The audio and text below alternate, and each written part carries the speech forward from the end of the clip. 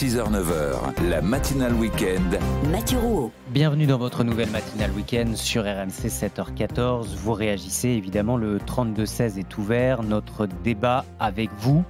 Nous serons en Pologne. Dans un instant, le député français Frédéric Petit est rentré dans son pays natal pour organiser la solidarité à la frontière. Et c'est justement l'objet de notre question réseaux sociaux. La question réseaux sociaux. Bonjour Margot Bourdin. Bonjour Mathieu, bonjour Céline. On rappelle le principe, nous posons cette question sur le compte Twitter d'RMC. Et nous décryptons le lendemain avec Margot. Vous réagissez vous aussi au 32-16.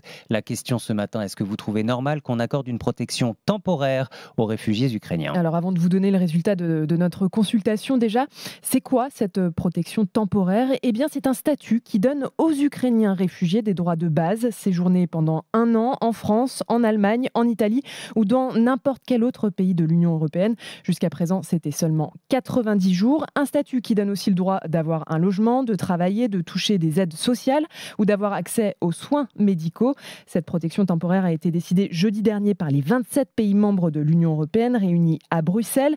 Gérald Darmanin, le ministre de l'Intérieur, parle d'un accord historique. Écoutez. Nous sommes tombés sur un accord, je crois, important, historique. Cette décision, je crois, unanime, reflète le plein engagement de l'Union européenne vis-à-vis de la solidarité que nous devons au peuple ukrainien devant cette guerre injustifiable.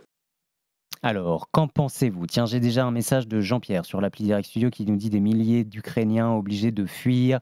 Bien sûr qu'il faut que la France prenne sa part. On lisait Ethan aussi qui dit encore heureux qu'on accorde ce genre de droits. Ces gens ont connu la guerre, les bombes. Il serait peut-être intéressant de leur dire qu'ici, c'est en quelque sorte un nouveau départ. Il y a d'autres messages plus dissonants. Qu'en pensent nos internautes, nos auditeurs, Margot ? Eh bien, la question divise. 60% ont répondu non, qu'ils ne comprennent pas qu'on leur accorde un statut spécial. Ce qui ressort beaucoup dans les commentaires sur nos réseaux sociaux, c'est le 2 poids, 2 mesures si on compare à d'autres réfugiés qui viennent d'autres pays.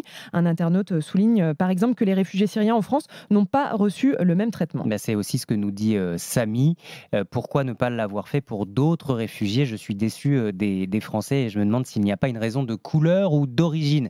Mais est-ce que c'est vrai ça, Margot ? Alors déjà, il faut souligner que cette directive qui ouvre le droit à une protection temporaire existe depuis 2011, 2001, mais qu'elle n'avait jamais été activée jusqu'à présent pour aucune autre crise migratoire, ni pour les réfugiés syriens, ni pour les réfugiés afghans. En 2011, Malte et l'Italie l'avaient pourtant demandé. Souvenez-vous, 2011, c'est les printemps arabes. L'Europe fait face à un afflux de réfugiés originaires des pays d'Afrique du Nord. L'autre annonce qui a fait beaucoup polémique cette semaine, c'est celle de la SNCF. La compagnie a dit que tous les trains seraient gratuits pour les Ukrainiens qui voyagent en France. Là encore, ça n'avait jamais été le cas jusqu'à présent. On peut en tout cas se réjouir de cet élan de solidarité, mais les associations qui s'occupent des migrants demandent à la SNCF de revoir les règles pour tous les réfugiés. Merci Margot Bourdin, vous continuez de réagir, le compte Twitter d'RMC, l'appli Direct Studio, mais aussi le 32-16, nous vous attendons.